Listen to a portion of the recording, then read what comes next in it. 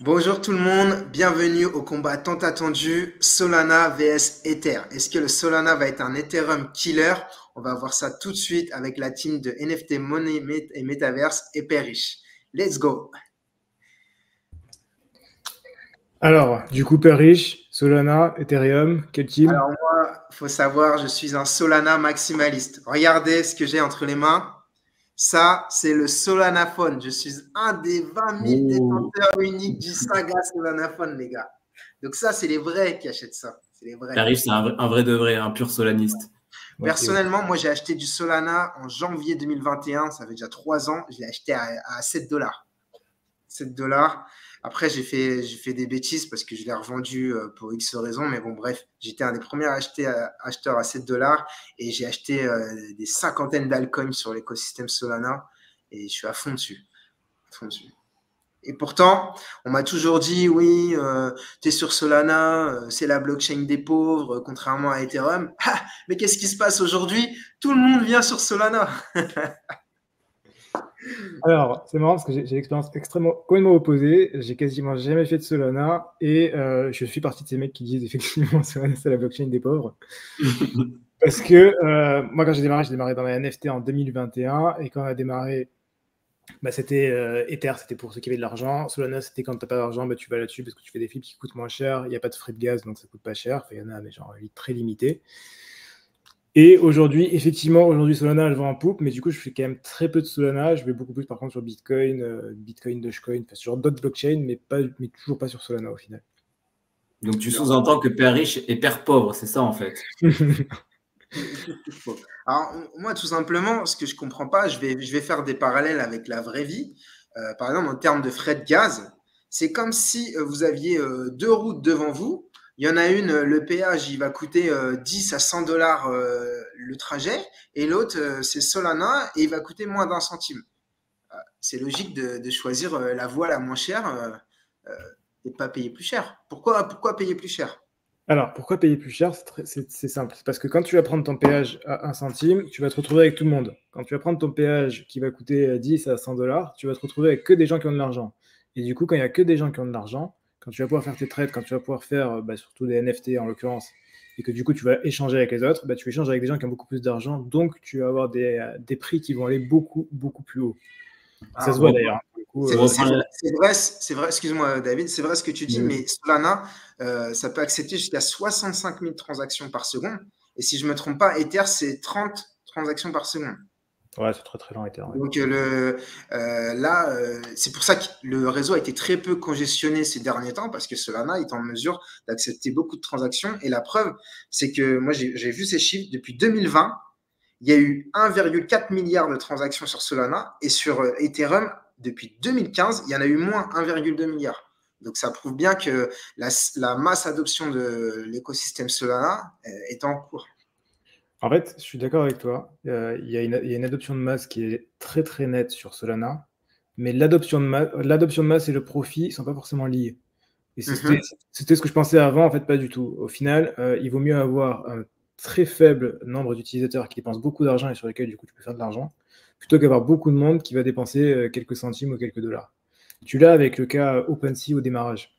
Au tout début d'OpenSea en 2021, la boîte faisait plusieurs milliards et pourtant il n'y avait quasiment pas d'utilisateurs. Pourquoi? Parce que chaque utilisateur en moyenne dépensait 10 000 dollars sur OpenSea. C'est ça qui fait que, ouais, il y a de la masse adoption, mais au final, de la masse adoption, est-ce que tu as vraiment envie d'aller faire du retail et d'aller voir tout ce monde-là?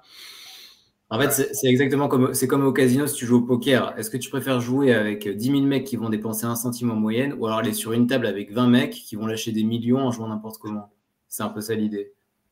Tu vois, les NFT sur Ether, bon, on a le Bored Ape qui est allé jusqu'à 200 000 dollars et la plupart des NFT dans l'écosystème Ether, ça vaut au moins un Ether.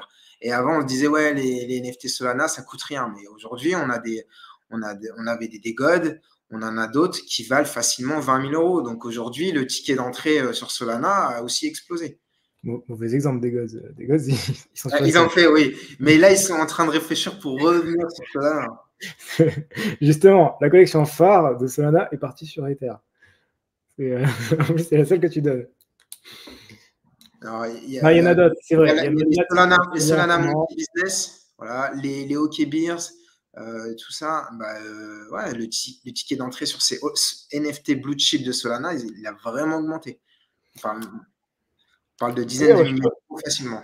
si je regarde de manière un peu plus objective, ce qu'on voit sur Solana, c'est qu'en 2021-2022, bon, ça marchait bien, mais ça marchait à moitié. Il y avait des arrêts de blockchain où Mhm. des Ah, c'était le journées. début hein, en même temps.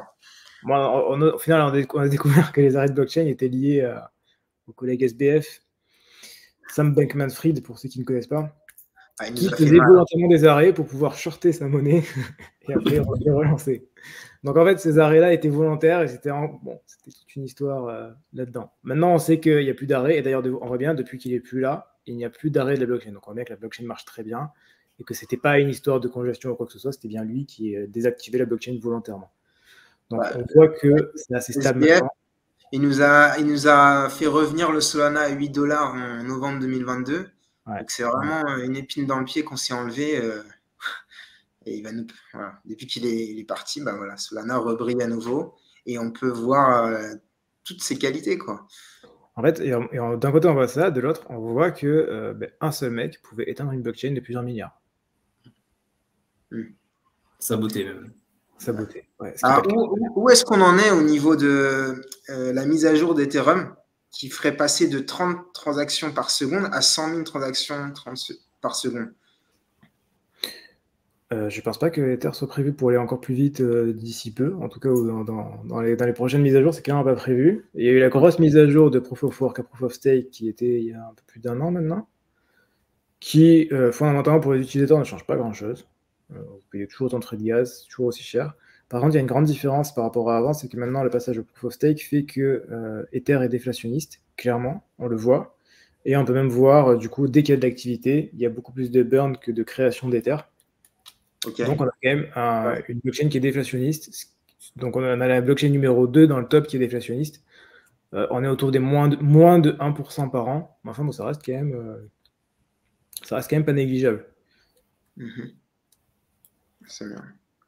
Okay. Côté Solana, je sais pas. Alors, moi, je suis pas très au fait, donc je vais pas parler de. On va laisser l'expert Père Riche s'exprimer. Je sais qu'il y a une histoire que c'est Solana qui paye les frais de gaz de ses utilisateurs et que du coup, Solana dépense beaucoup d'argent par rapport à ça. Et que ça devrait être répercuté. J'ai pas très bien compris cette partie-là, étant donné que je suis pas extrêmement Solana Maxi, je suis pas allé plus loin que ça, mais je sais qu'il y a une histoire comme ça. Je sais pas si t'en sais plus ou pas du tout. Non, t'as raison, c'est exactement ce qui se passe. Et puis voilà. Aujourd'hui, la capitalisation de Solana est 7 fois inférieure à l'Ether. Est-ce que ça va tendre à se rapprocher? Bon, on verra bien. Moi, je vois qu'à court terme, il y a clairement moyen que ça se rapproche. Très loin, parce que c'est tendance. En fait, d'un côté, Ether est de moins en moins tendance, c'est très très net. Et Solana est clairement tendance. Donc, à court terme, oui. On voit bien d'ailleurs, il y a même des gros tokens qui sortent. Il y avait Jup. Pour ceux qui regardent la vidéo, le 1er février, il y avait Jup qui est sorti. C'était quand même un très gros token. Il y a encore pas mal de gros tokens qui sortent. Je crois qu'il y avait PYTH aussi qui est sorti. C'est Solana. Ouais, c'était un airdrop du mois de novembre. Ça, il y a même des gros coins qui sortent en ce moment. Il y a eu WIF qui a très très bien marché. Le Bonk qui est listé sur Coinbase. Le Bonk.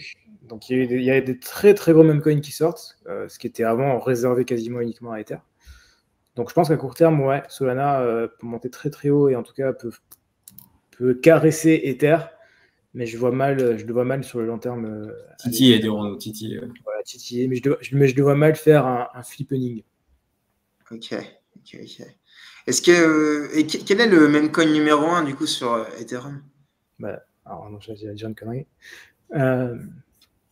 C'est une bonne question. PP? Non, je sais pas si c'est PP, ouais. C'est PP ou Shiba Inu. Je sais pas si Shiba Inu, je sais pas quelle blockchain c'est. Ouais, tu vois, c'est pas simple. Hein. Non, t'as raison. J'allais dire Dogecoin, mais en fait, non, c'est une connerie, donc c'est pas Dogecoin, c'est sûr. C'est vrai qu'on va le créer. Hein. Donc, t'as raison. PP, c'est sûr que c'est un ERC20, et sinon, c'est une bonne question, en vrai. Le collègue très bien vérifié en direct pour ne pas dire de conneries. Est-ce que vous.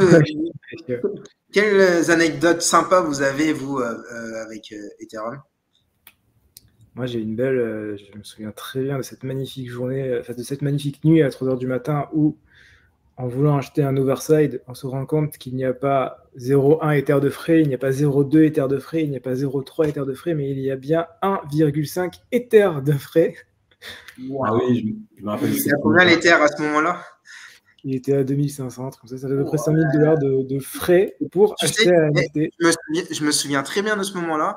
Et moi, ce que j'ai fait, j'ai dump l'Epcoin.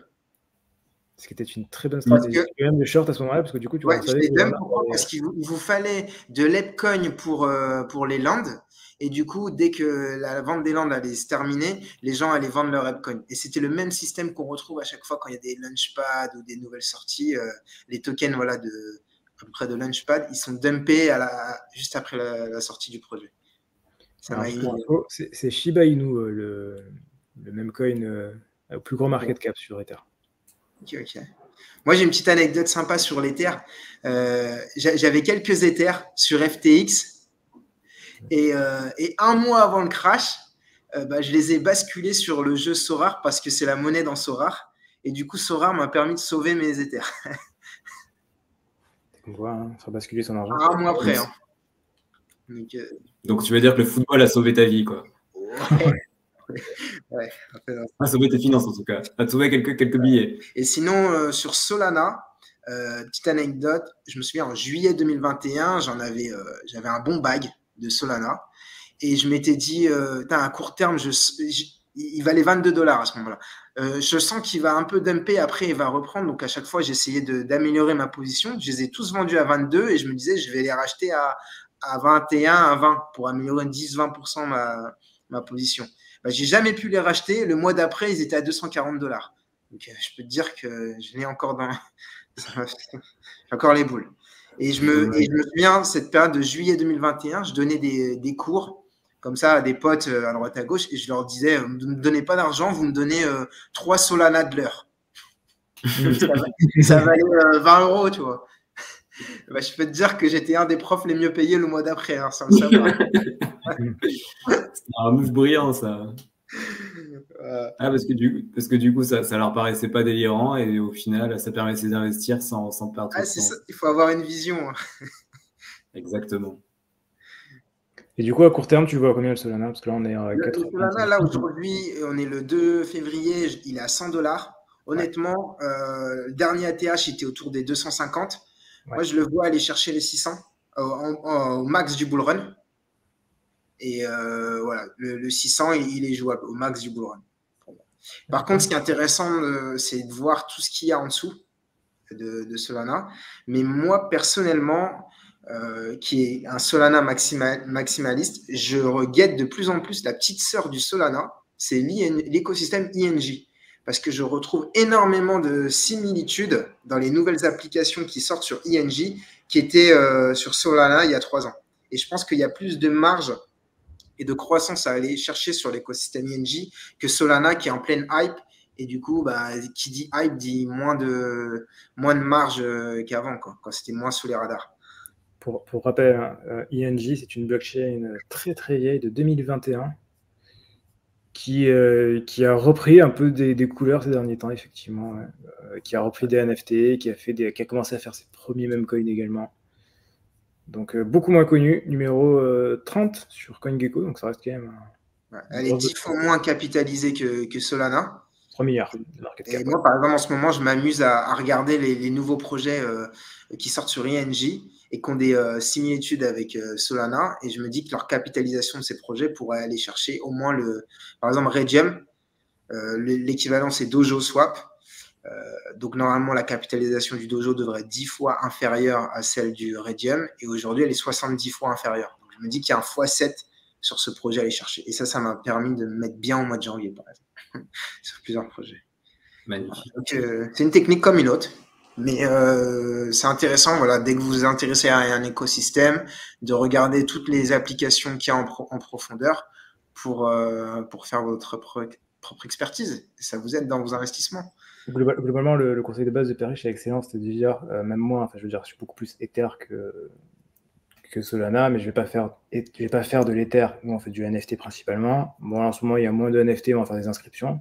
Mais dans tous les cas, on va pas juste prendre de l'Ether, hold de l'Ether, et voilà, terminer, on attend. Parce qu'au final, si on fait ça, que ce soit Ether ou Solana, dans tous les cas, au mieux du mieux, dans les hypothèses les plus folles, vous allez chercher un x20, un x30. Tandis qu'en allant chercher beaucoup plus en profondeur dans les écosystèmes, en allant regarder des trucs qui sont moins connus, sur lesquels il y a moins de hype au démarrage, mais sur lesquels il y a beaucoup plus de potentiel, les multiples à aller chercher sont largement plus élevés, mais largement. On peut aller chercher des fois 100, fois 500. Pas facilement, c'est difficile, il faut du travail, il faut de la volonté, mais par contre, on peut aller chercher des multiples qui sont bien plus élevés qu'en allant sur les gros écosystèmes phares, enfin en tout cas les grosses blockchains phares au démarrage. C'est un point d'entrée, mais c'est pas suffisant si vous voulez vraiment gagner de l'argent, vraiment beaucoup gagner d'argent. Et toi, David, tu le vois à combien l'Ether? J'allais poser la question à Fabien. Alors, je vais laisser Fabien répondre. Je me suis dit, tu t'es mouillé sur le pronostic du Solana. On va laisser le collègue Fabien répondre en mon nom. Moi, je ne le vois pas autant. En vrai, sur en bull run, en gros bull run, je le vois autour des 10 000 $, mais pas beaucoup plus. Ce qui ferait un x2 par rapport à l'ancien ATH qui était à 4 000. Ce qui n'est pas énorme au final. Ce qui n'est pas énorme, mais je ne vois pas aller beaucoup plus. C'est comme le Solana, hein, c'est x2 par rapport au dernier ATH environ. Ouais, c'est ça. Ouais. C'est d'ailleurs pour ça qu'on va chercher dans le reste de l'écosystème. Mais voilà, mais toujours en restant dans cet écosystème. Mais du coup, c'est intéressant. Ouais, de toute façon, les deux visions avec deux écosystèmes à aller chercher différents. C'est ça, mais dans tous les cas, il y a toujours du profit à aller prendre. Il suffit juste d'être travaillé, régulier, connaître bien le marché et continuer à tryhard au final. Enfin, les opportunités sont toujours là parce que les bases de tout ça, c'est que le raisonnement humain est toujours le même. Les gens cherchent le profit et à partir de là, ça dégage toujours des opportunités pour tout le monde. Je ne sais pas si tu valides ce point, Père Riche. Non, totalement. Ok. Je pense qu'on a fait le tour de ce combat. Moi, ce qui m'intéresse, c'est d'avoir les avis en commentaire. Dites-nous dans les commentaires si vous êtes plus Team Solana, Team Ether et pourquoi. Et donnez-nous aussi les montants que vous pensez le prochain ATH, à combien peut monter l'Ether, à combien peut monter Solana. Dites-le nous dans les commentaires, ce sera intéressant de voir ça. Et dans quelques mois, on regardera qui a gagné. Peut-être qu'on donnera un petit truc à celui qui a le meilleur pronostic. Carrément. Je sais pas, on va réfléchir à une idée de cadeau et puis Père Riche donnera un cadeau, nous on donnera un cadeau et puis on fera ça pour le meilleur pronostiqueur. Super. Moi, je récompenserai la team Solana et vous la team Ether. Exactement. Donc le meilleur pronostic Solana, Père Riche vous fera un beau cadeau et nous on fera un beau cadeau pour le collègue qui a le mieux estimé le montant de l'Ether. Exactement. Eh ben nickel, n'hésitez pas du coup à vous abonner à la chaîne NFT Money Metaverse et à ma chaîne Père Riche Fils Pauvre. On a plusieurs interviews qui arrivent et même régulièrement 2-3 vidéos par semaine de tutos dans la crypto qui vous permettent d'avoir des analyses, plein d'éclaircissements sur plein de sujets différents qui vont vous aider à prendre les meilleures décisions avec la belle saison qui arrive. Voilà. Exactement. Les beaux jours sont devant nous, alors abonnez-vous avant de le regretter. Super. Merci beaucoup, Père Riche. Merci à vous pour l'invitation et puis à très bientôt. À très bientôt. Ciao, ciao.